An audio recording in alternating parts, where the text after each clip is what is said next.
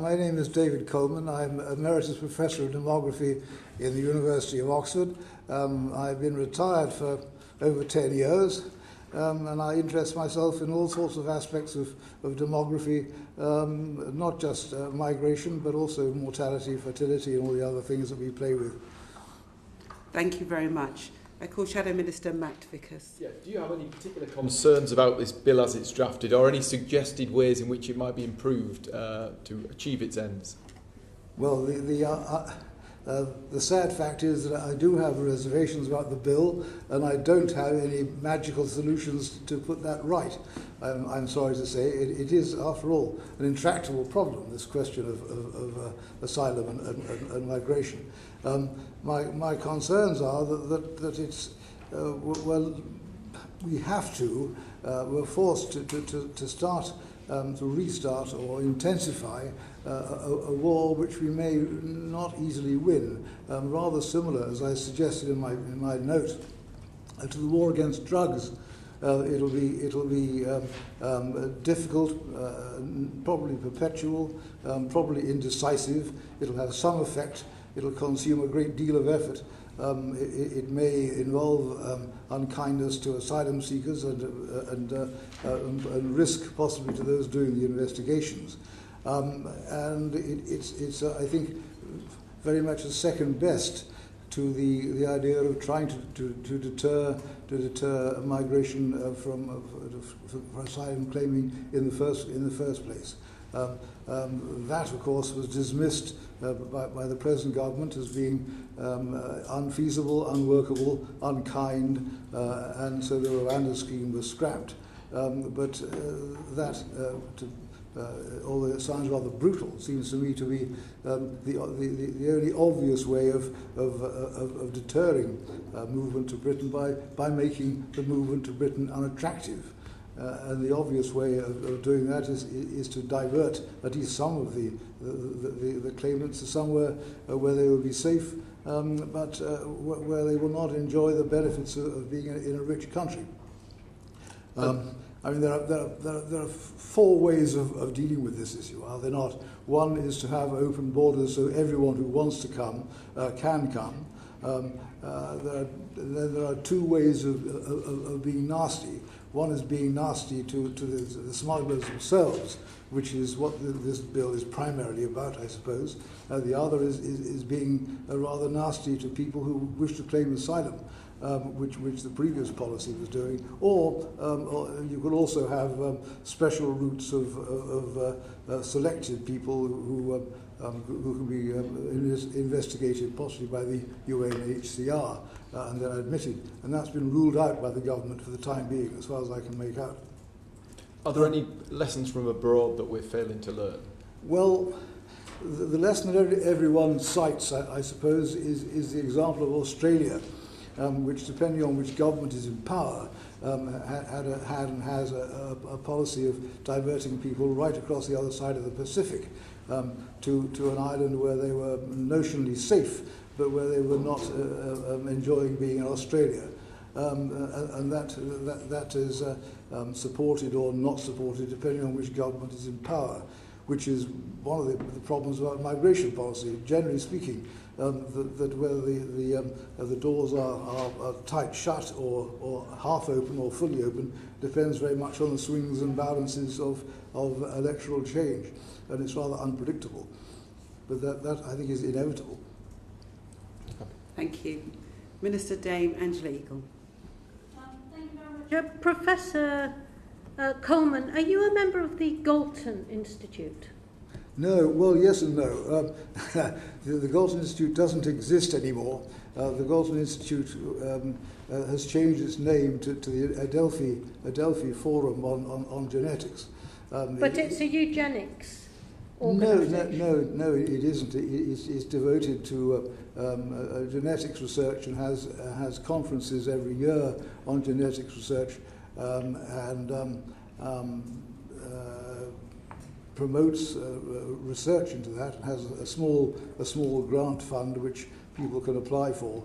and it is a very pucker organisation. And if you have any doubts about it, can I suggest that you have a look at their publications and the website.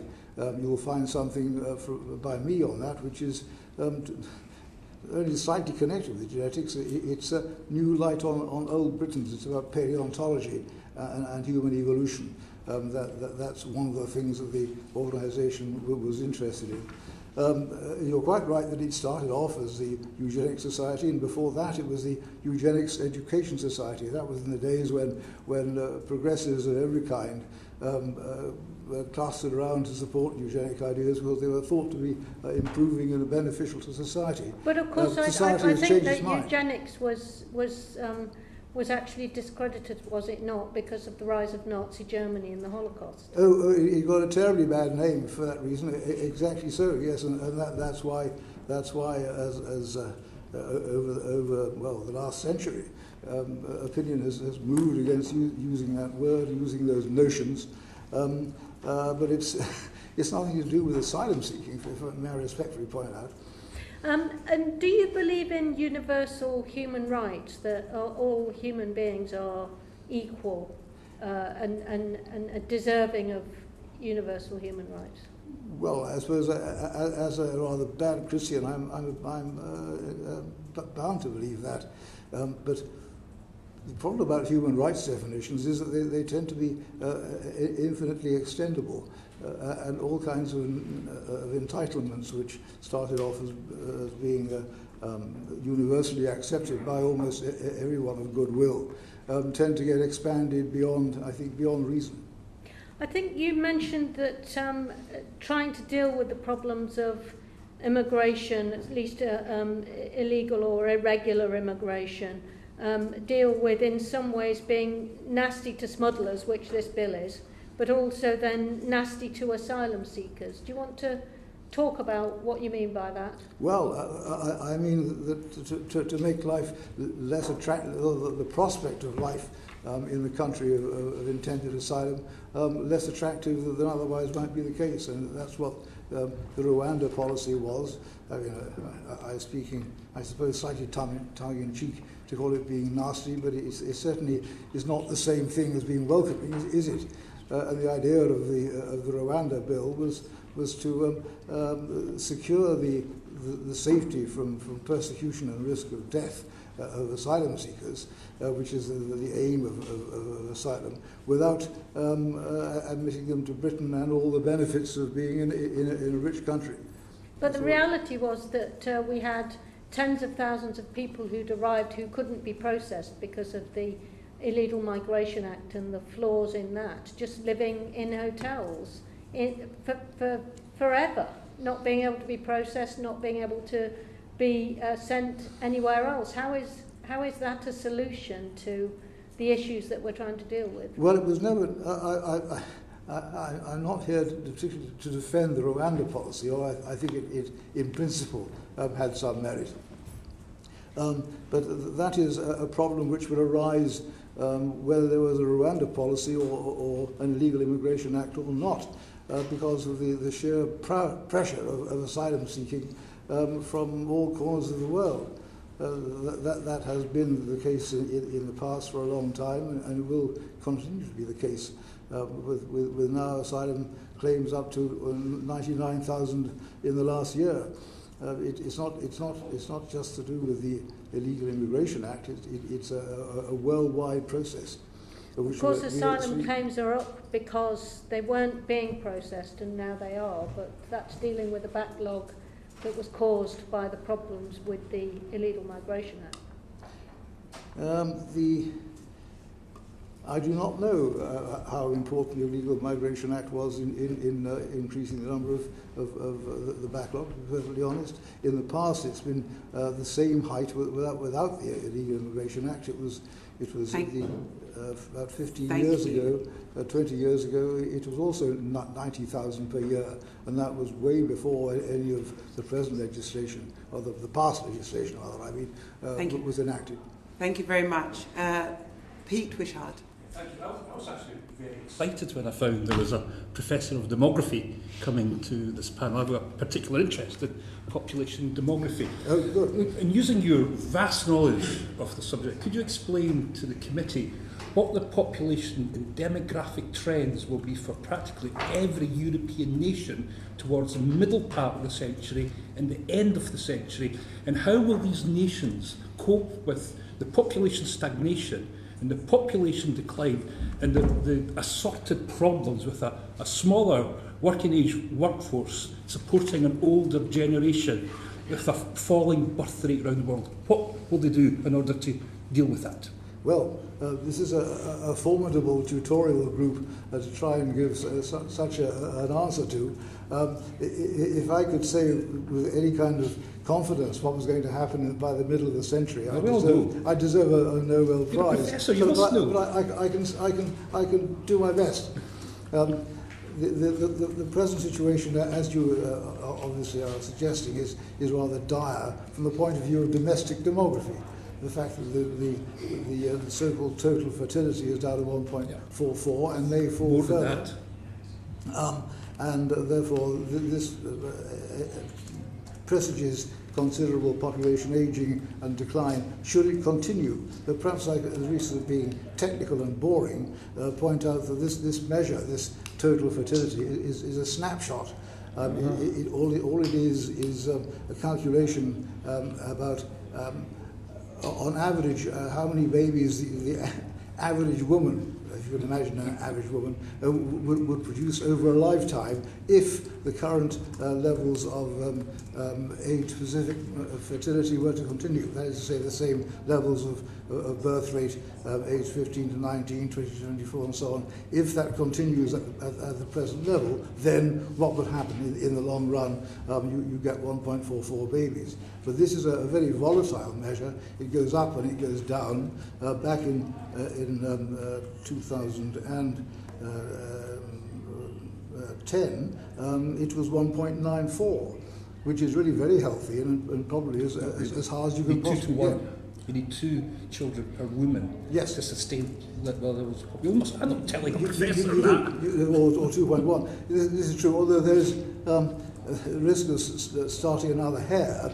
Can I suggest that some degree of population ageing and population decline is tolerable, particularly when we're faced with a world whose habitable area is shrinking, and where the productivity of that world is declining, thanks to the inevitable level of global climate change.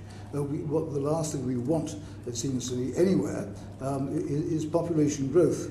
And population stabilization and population decline, as long as it's modest, and as long as it eventually comes to an end, is, I think, to be welcomed.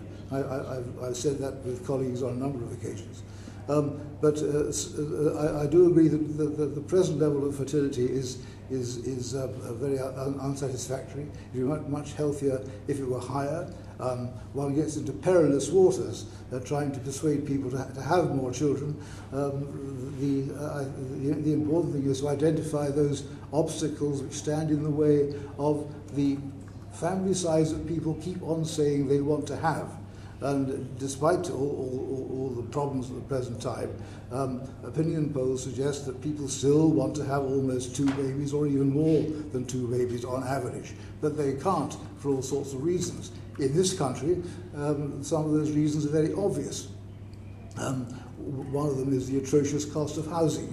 House prices are now 9 times the level of the average income, compared with 3 or 4 times, which is normal in the past. We've got 4 minutes left, and I've got 3 people to get. Sorry. Forgive me. I ran away with myself. I'm so sorry. Thank you. Margaret Millay. Chair. Professor, the statement following on from what the Minister asked you, kind of that we've got to be mean or have open borders. And then I looked at your presentation and you've put number 9, make Britain unattractive again, and then you refer to the Rwanda policy. And then you say, you don't really know. We had the National Crime Agency in before you were in, and they were quite optimistic at what the deterrent aspects of the bill are. Are you saying that you're not at all? Well, I'm not, but at the moment it's after all, a matter of, to some extent, a matter of opinion. The sorts of measures which are being proposed in the bill are a development and an accentuation of what's being done already. After all, the government isn't doing nothing to try and moderate asylum seeking. It has already been, like the previous government, involved in discussions with our neighbours to try and come to an agreement on all sorts of aspects of migrant trafficking. And the bill is trying to ratchet that up reasonably. But so far, those measures, admittedly not as intense as this bill wants to impose, have not been notably successful. I drew a parallel with the war against drugs, which has an effect. It reduces the volume of drugs in circulation. It puts drug pushers in prison, but it also puts up the price of drugs, of course. And I think that there's a rather depressing parallel there. Okay, thank you. Okay. Chris Murray. In 2018, the government was spending £18,000 per asylum seeker per year. Then they brought in the Illegal Migration Act, the Nationality and Borders Act and the Safety of Rwanda Act. And by 2024, they were spending £47,000 per asylum seeker per year. If you've got any respect for public money at all, isn't it self-evident that this legislation has failed and we should try a different approach on immigration?